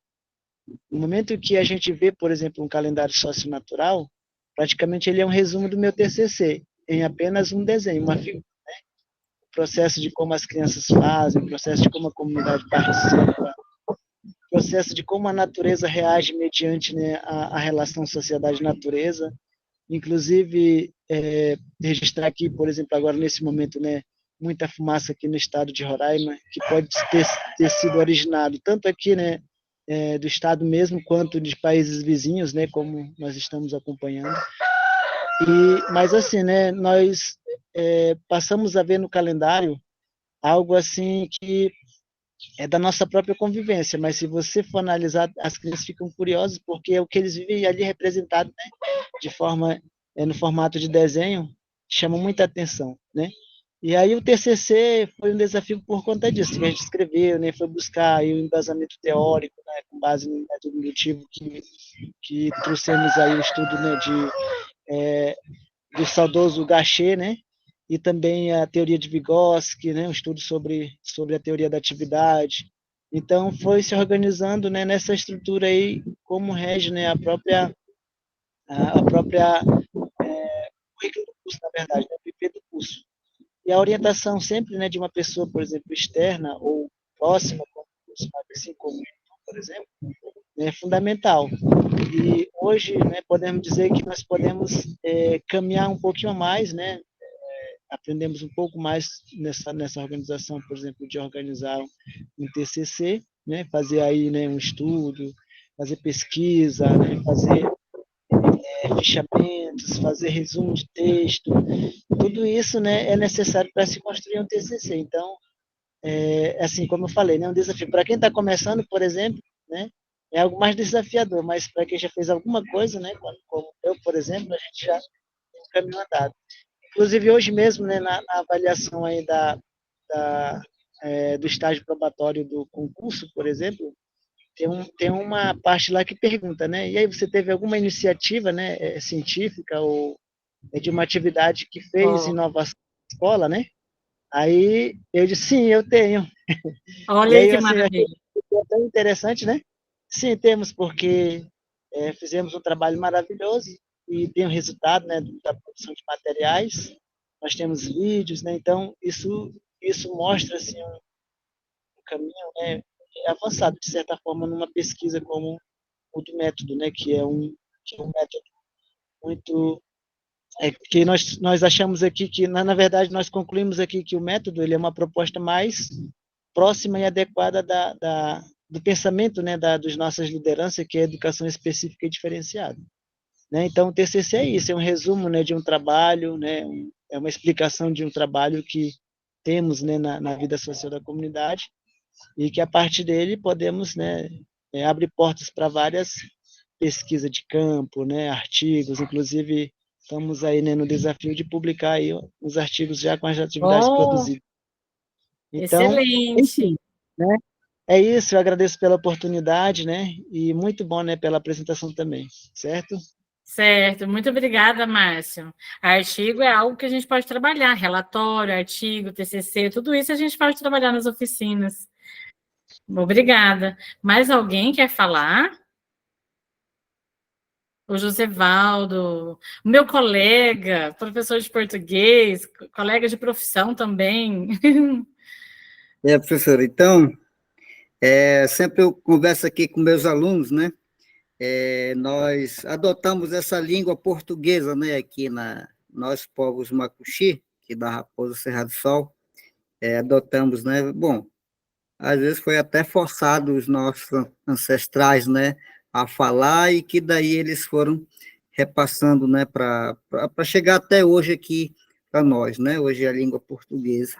E sempre eu comento com meus alunos, eu não sei se é o caso das outras línguas, né, também, mas olha, é uma língua muito complicada de se falar, né, a língua portuguesa, né? Se falar assim no sentido, digamos, mais padrão, né, próprio na escrita, tanta coisa, né, que, tipo assim, dá vontade de a gente desistir, né, mas adotamos como forma de comunicação, também considerar nesse sentido como uma ferramenta, como uma ferramenta também importante, por nós fazermos parte da nossa sociedade nacional, né? Então, também, por isso que a língua portuguesa, ela, assim, se sente importante, né, aqui para nós, nesse sentido, né?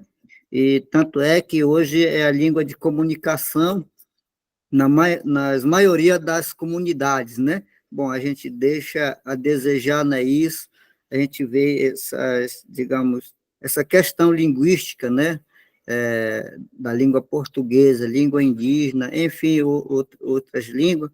Então, nós estamos percebendo também que a língua portuguesa, né, se tornou, digamos, essa língua majoritária, né, aqui no nosso território, nas nossas comunidades, e que muitas vezes a gente está refletindo sobre isso, pensando também em estratégia de fortalecer, de salvaguardar as nossas línguas indígenas, seja oral também, tanto pela escrita.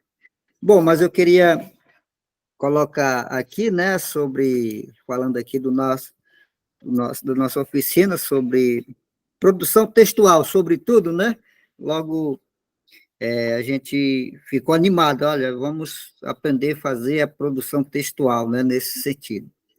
Bom, professor, o que eu queria socializar, né, aqui, como eu falei, a língua portuguesa ainda tem sido esse desafio para nós, né, apesar de todo esse ano a gente ter adotado essa língua, né. Então, a gente percebe que hoje, uma das questões, como o Márcio falou, a questão da dissertação, né, e sempre a gente tem esse desafio de fazer, hoje próprios os nossos alunos, principalmente do ensino médio, né, quando vão testar um vestibular, concurso, sempre está tendo aí essa, digamos, essa questão, né, essa prática, né, dos textos dissertativos, argumentativos, né, que, assim, eu sinto a necessidade de a gente, nós, né, aqui, digamos, se apropriar mais desse conhecimento para fortalecer mais aí a questão do aprendizado das nossas escolas, né? até porque um dos nossos projetos, ele tem esse objetivo justamente de trabalhar principalmente a questão da leitura e a produção textual junto com os nossos alunos, né? Mas primeiro aqui é esse investimento aqui com os professores.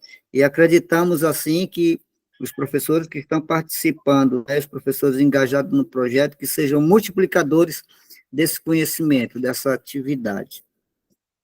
Então, queria dizer assim que eu tenho, assim, de iniciativa própria, né, tenho produzido bastante textos, né, e agora, sim, falta organizar ele melhor, né. No momento, assim, eu considero que está como um texto descritivo, né, trazendo umas informações mais específicas, inclusive eu queria até socializar, de mandar para a senhora, não sei, dar uma olhada, se está no rumo, se é isso mesmo, né, assim.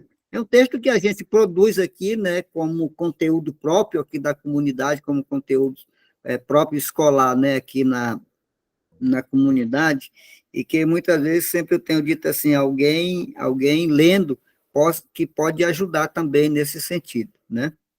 E que a ideia seria a gente produzir mais nesse sentido, né? Então, tenho aqui alguns textos que eu vou salvar em PDF, né?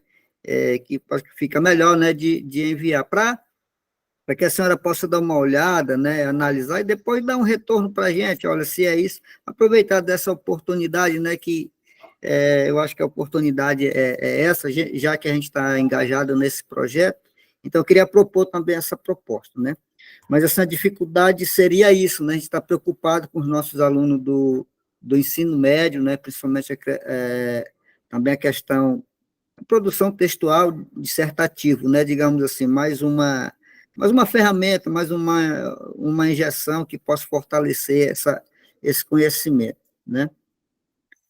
A questão de relatórios também, né? A gente está trabalhando muito aqui na execução do projeto, né? Aí vem os relatórios, né? Eu acho que, sobretudo, também retomaria um pouco geral, eu vejo que seria dos gêneros textuais, né? Os gêneros textuais que são, assim, mais condizentes aqui para a nossa realidade, né?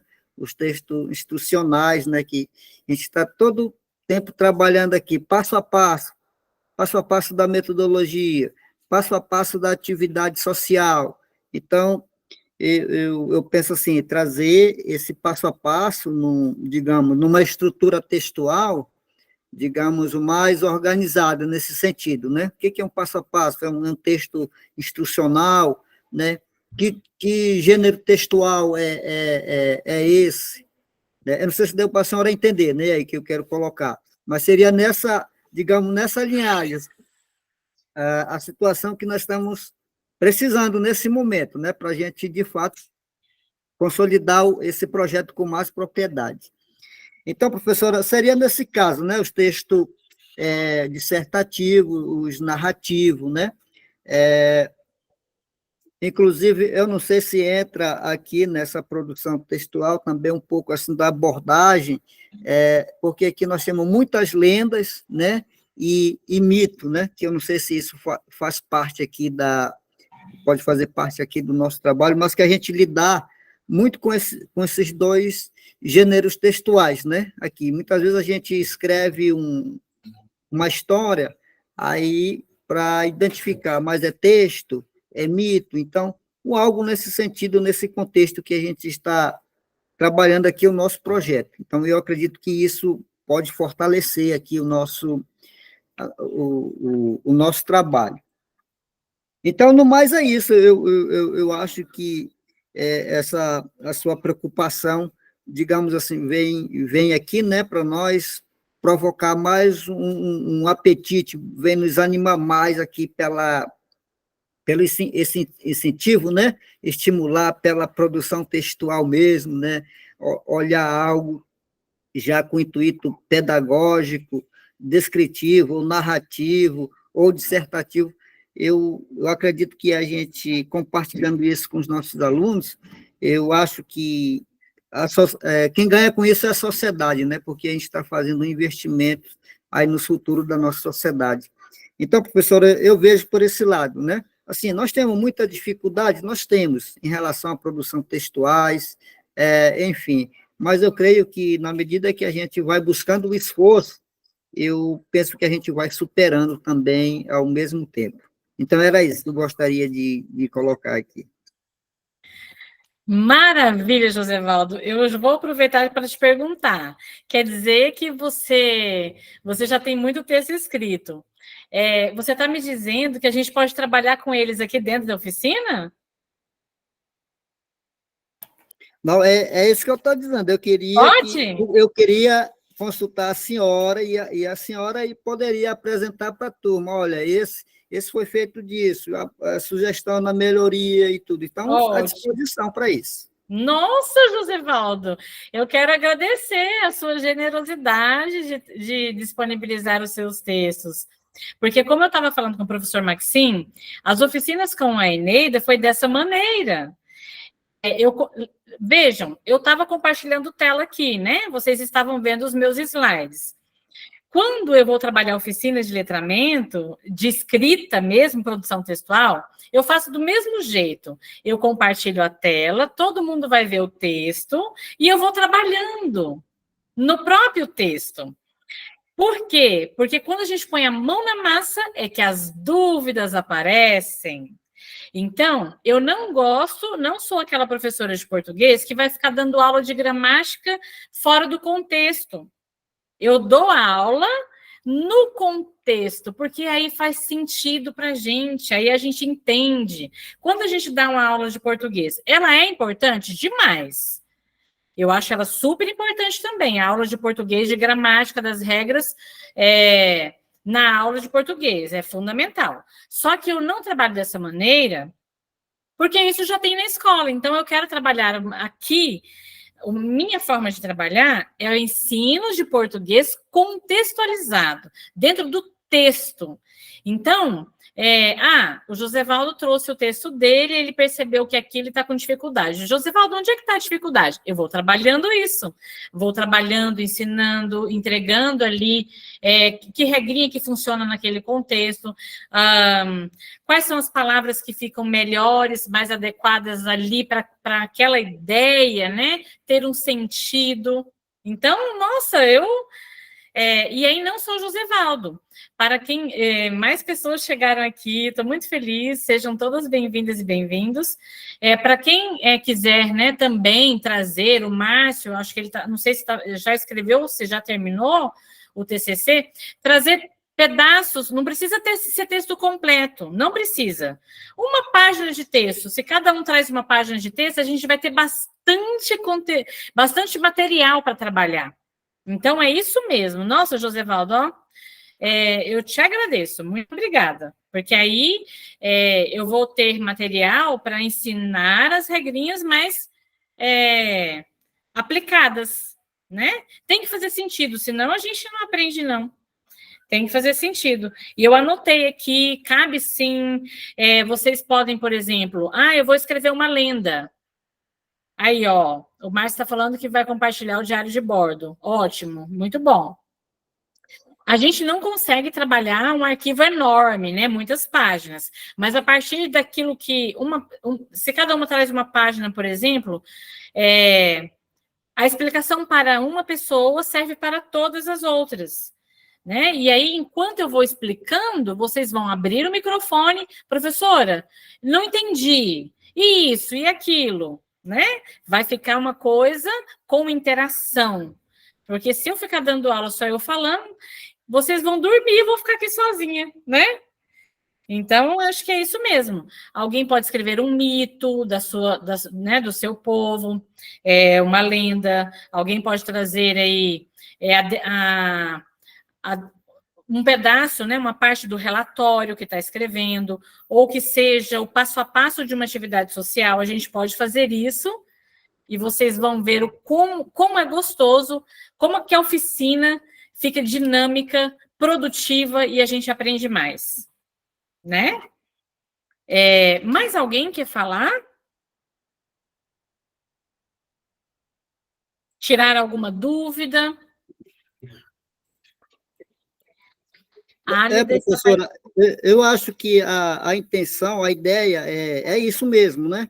Assim, é por isso que eu sugeri, né, que a gente já trabalhasse com os textos que a gente já tem, né? A partir daqui, para a gente, que eu acredito que a partir daí poderemos ir produzindo outros textos, né? Novos textos que vai servir de próprio material didático, né? Produção da escola. Então, para mim, está muito bom, assim, eu agradeço, né? E a disponibilidade. Sim. Eu estou vendo que estamos caminhando para encerrar. Eu vou fazer uma fala de fechamento. Acho que o professor Maxim talvez tenha algum recado, mas eu quero. É muito importante a gente fazer alguns combinados aqui, tá?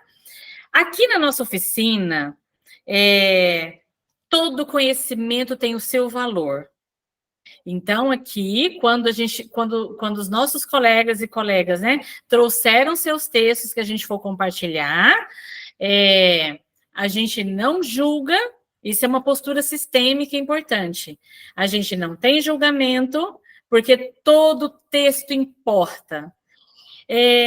Eu amo escrever, e todos os textos que chegam para mim, chegam, e eu tenho um respeito muito grande. Por quê? Porque aquela pessoa que escreveu, ela entregou o melhor dela. Então, a gente tem que acolher, respeitar, admirar, reconhecer. Então, não tem julgamento. Aqui a gente não vai comparar um texto com outro. Por quê? Por que a gente não vai comparar? Porque é singular, é único, é específico, tem aquela marca autoral, tem o estilo de escrita daquela pessoa. Então, é muito importante, né?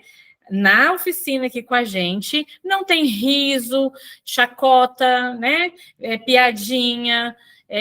Nossa, olha como que fulano escreveu. Não, porque isso é coisa da escola tradicional, né? Na escola tradicional já é assim, muitas vezes acontece isso, e isso mexe com a gente, e às vezes, uma risada que a gente dá de algo que a pessoa falou ou escreveu, a gente silencia ela. Ela nunca mais vai querer falar ou escrever. Então, aqui, sem julgamento, com respeito, honrando aquele conhecimento, aquela escrita que a pessoa trouxe, e aí, então, a gente vai criar um ambiente de confiança entre nós, de segurança. A gente vai sair daqui com a nossa autoestima lá em cima, se sentindo escritora, escritor, porque é o que vocês são, né? Então, a gente só vai... Eu gosto muito de usar a metáfora da pedra preciosa, mas vocês podem usar outras. Vocês podem usar... Eu quero até que vocês me tragam outras metáforas. Eu vou falar a minha, depois vocês trazem a de vocês. Quando eu vou falar com os meus alunos e as minhas alunas, eu falo assim, imagina aquela pedra bruta, né, que foi encontrada, e aí, de repente, vem aquele grande artesão, aquela grande artesã, vai lapidando, lapidando, de repente você olha e vira uma pedra preciosa. Assim é o texto. Quando a gente escreve a nossa primeira versão de texto, ele vai sair meio bruto, assim, né? A gente olha e fala, nossa, mas parece que não é o que eu quero ainda. Aí você vai julgar a sua escrita? Não. Porque isso nos atrapalha. Quando a gente escreve e nós mesmos fazendo um julgamento ruim do texto, a gente tira a nossa força. A gente tira a nossa força. Aqui a gente vai validar, a gente vai ser gentil com tudo aquilo que a gente produz, com aquilo que a gente faz. Depois a gente vai lapidando. Então, eu quero dar uma boa notícia para vocês. Boa e ruim, talvez, ao mesmo tempo, para quem tem um pouquinho de preguiça. Não tem como a gente aprender a escrever se a gente não escrever e reescrever. É um exercício. A nossa escrita vai ficando cada vez mais pedra preciosa, quanto mais a gente escreve e reescreve. E tem uma outra coisa muito importante e fundamental. Leitura. A má notícia que eu queria dizer é que não tem mágica, mas eu não acho que é uma má notícia. Vocês vão gostar da experiência. Não existe mágica, não é assim. É leitura, escrita e reescrita. E aí a gente vai cada vez mais deixando os nossos textos pedras preciosas. Foi assim comigo e ainda é. Então, quanto mais eu fui praticando, mais domínio eu fui tendo. Mas lá atrás, quantas vezes não tinha computador, não tinha nada, era tudo à mão. Eu escrevia e falava, nossa, não ficou bom, apagava, escrevia de novo.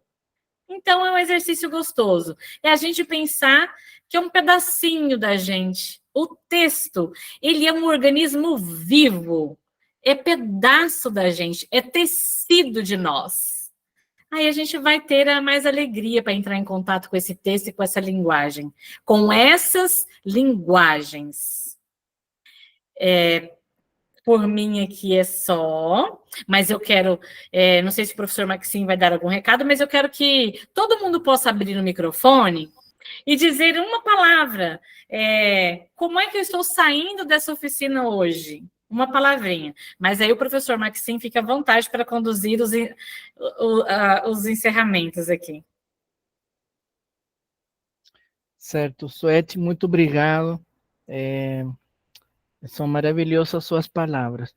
Então, só um aviso, lembrar que temos uma lista de frequência, estou verificando aqui, tem pessoas que estão aqui num grupo que ainda não assinaram, essa aula está sendo gravada e nós vamos disponibilizar para que os professores que não puderem assistir hoje, possam assistir depois e assinar a frequência depois. Aí eu peço ajuda aos coordenadores das escolas envolvidas no projeto para que convidem os colegas a aproveitar essa oportunidade de conhecer o trabalho de Suete e participarmos disso, ok? Sobre as produções, eu estava escutando o Márcio falar e a gente escutava o Galo lá atrás cantando. Eu estava pensando, olha a polifonia, né? Olha a diversidade de vozes. O Galo estava falando, né? Exato. Então, a ideia é fecharmos esse projeto com 2 livros. Essas oficinas são um pouco para orientar, direcionar para esses 2 livros. Um livro com produção direta dos professores, onde vamos ter uma parte um pouco mais técnica, né, de relatórios, propostas pedagógicas, em uma linguagem que talvez seja mais para sensibilizar a Secretaria Estadual de Educação, né, que é um desafio nosso, mostrar para a Secretaria de Educação que o que estamos fazendo é importante, é relevante e é educação escolar, porque a gente sente uma dificuldade do sistema escolar quando a gente traz propostas pedagógicas diferentes. Então, muita gente pensa que o trabalho da escola é apenas dentro de sala de aula e questiona essas saídas ao campo. E nós vimos defendendo que as atividades sociais, que a escola precisa sair das 4 paredes e ir lá na comunidade para poder melhorar o processo escolar, isso que nós estamos tentando defender. Então, esse livro que seja mais dos professores vai ter um pouco mais esse componente. Mas conversando com a professora Amara, que coordena a região, é a coordenadora pedagógica da região ali das Serras, e uma parceira num projeto, nós falávamos muito da possibilidade também de estimular uma escrita um pouco mais livre, né, mais poética, mais... Talvez não ficarmos necessariamente presos a uma escrita muito técnica. Então, eu acredito que poderíamos ter, sim, vamos ter os relatórios finais, que vão ter um perfil mais técnico, não tem mais técnico-pedagógico, digamos assim, não podemos fugir disso, mas nós queríamos promover entre os professores e os alunos uma escrita um pouco mais livre. Lembrando que o foco inicial desse projeto são os alunos de 6º ao 9º ano, embora a gente não deixe de fora os alunos de ensino médio, mas o foco é o 6º ao 9º e tem uma finalidade. Quando nós pegamos o primeiro projeto da Fundação Carlos Chagas e depois o interesse da Fundação Itaú em continuar nos apoiando, é porque o 6º ao 9º ano está assim em um limbo, né? Os alunos passam por uma primeira alfabetização nos anos iniciais, o aluno está no multisseriado e multidisciplinar com um professor, E nas escolas grandes eles vão mudar, vão passar a ter, às vezes mudam até de pátio, né? Passam para outro ambiente dentro da escola, se encontram com os maiores, passam a ter professores por disciplinas, então eles têm um choque ali no 6º ano, e do 9º ano é importante porque já a próxima fase é o ensino médio. Então, eu concordo com a preocupação do Josevaldo do ensino médio, mas a intenção do projeto focar nesse 6º ao 9º é exatamente a gente reforçar a alfabetização, esse letramento inicial, e reforçar a formação para que cheguem ao ensino médio um pouco melhor preparado, digamos assim, porque se a gente for pensar resolver o problema da formação somente no ensino médio, pode ser um pouco tarde para as deficiências que a escola pública no geral nos coloca, né, que o sistema escolar nos coloca. Então, digamos assim, o foco é 6º ao 9º, mas ensino médio está junto, e é muito importante. Inclusive, eu fiquei muito feliz na última oficina no Iramutã, na comunidade do Márcio, que o Márcio é o gestor da escola agora, que os alunos de ensino médio participaram do projeto uns anos atrás, quando eles eram dos anos finais. E a gente vê o crescimento dos alunos, e isso é muito legal. Ou seja, os alunos que fizeram a pesquisa com a Astana Jura uns anos atrás, agora estão no 2º ano do ensino médio. E então é legal a gente poder ver essa continuidade e ver eles preocupados, e eles crescendo, né? Então, aí o que nós conversamos com Mara, que a gente poderia estimular nos alunos uma escrita um pouco mais livre, tipo escrita de poesia, de contos. Tem um gênero que está sendo usado bastante agora, relatos de experiência, né, em projetos como Residência Pedagógica, PIBID, está colocando esse relato de experiência, que eu tenho achado bem interessante, porque se a gente pedir para um aluno da universidade escrever um texto, um artigo, ou um capítulo de livro que tem que ter referencial teórico, todas essas exigências acadêmicas, parece que isso já trava as pessoas, né? E nessa perspectiva de destravar a escrita, eu tenho achado interessante o relato de experiência, porque você vai falar do que você está fazendo, não tem um peso, exigência de ter que ter esse tom acadêmico, academicista às vezes, mas você também fazer uma reflexão sobre essa experiência de formação. Inclusive, há pouco, em um projeto que nós fizemos uma chamada para um livro, para que os professores da universidade escrevessem relatos de experiência, exatamente para destravar a escrita também dos professores e tirar esse peso. Às vezes a gente meio que fica forçando a barra, tudo artigo tem que ter referencial teórico, e também começa a ser repetido. Então, eu tenho achado um gênero interessante. E nesse sentido, por exemplo, como o foco é o calendário e as atividades sociais, e como a comunidade se relaciona com os indicadores do calendário da natureza, estimular que os alunos pudessem escrever sobre essas atividades sociais que eles fazem, que podem ser trabalhos. Por exemplo, na última oficina, a Natália está aqui da comunidade Pedra Preta, que é a coordenadora pedagógica, semana passada, os alunos, os trabalhos que eles fazem, eles lavam louça, lavam roupa, esses alunos de 6º ao 9º, mas também do ensino médio, lavam roupa, lavam louça, limpam a casa, capinam no quintal, trabalham na roça com os pais, ajudam os pais no trabalho da roça, e são atividades do dia a dia, carregam água para beber, tomar banho, alimentar, dar para os animais. São coisas simples que a gente pode exprimir para soltar a escrita. E também os jogos e brincadeiras. Eles podem falar dos jogos de temporada. Nas oficinas a gente pergunta quais são as atividades, trabalhos que fazem em casa no verão e no inverno, que são as principais estações que temos aqui. Quais são os trabalhos que fazem na comunidade no inverno e no verão? E eles fazem uma lista. Quais são os jogos e brincadeiras de inverno e verão? E aparecem vários jogos. Então, eu imagino que a gente poderia estimular essas crianças a escrever sobre isso, né? Poesias, contos, relatos de experiência que possam falar desses jogos, dessas brincadeiras, dessas coisas que eles gostam de fazer, porque não adianta querer forçar a barra para destravar. Eu gostei muito dessa perspectiva sua, chamar pelo lado lúdico, pelo lado que é prazeroso na vida das comunidades. Os parentes fazem as coisas que eles querem, que eles gostam, né? Se for algo meio forçado, o pessoal já fica travado, já coloca um pé para trás.